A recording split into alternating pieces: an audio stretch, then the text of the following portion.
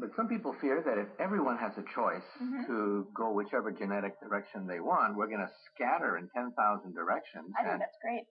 I like that idea, the scattering. But some people think our whole concept of Homo sapiens will begin to dissolve, and we may begin to factionalize, war with each other, and dissolve into a whole bunch of different genetic tribes. Well, since we already have people warring with each other based on factioning along, say, geographical tribes, I don't really see why having that happen due to self-modification would be really any worse.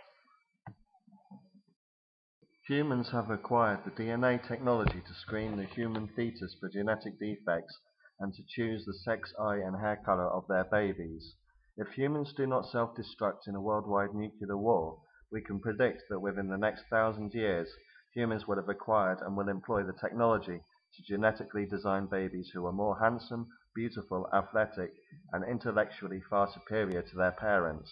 Naturally, the rich, famous, and powerful would be the most likely to afford and the first to employ this genetic technology.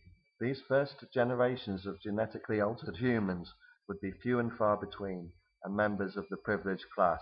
It is not unreasonable to assume that these intellectually superior design babies of the future would develop technologies superior to those of modern humans. Using their greater genetically enhanced intelligence, they may genetically design their own babies, who presumably would do the same to their own infants, if not to their own bodies and brains.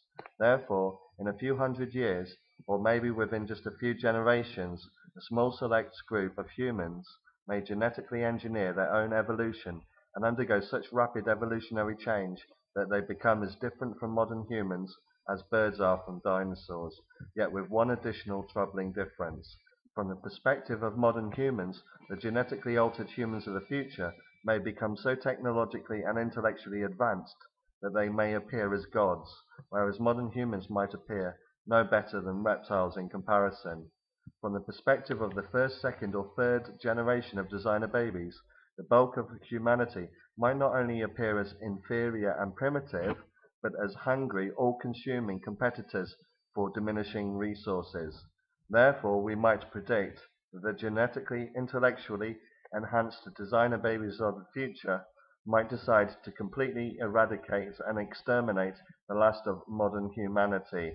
And this is how humans, as we know them, finally become extinct.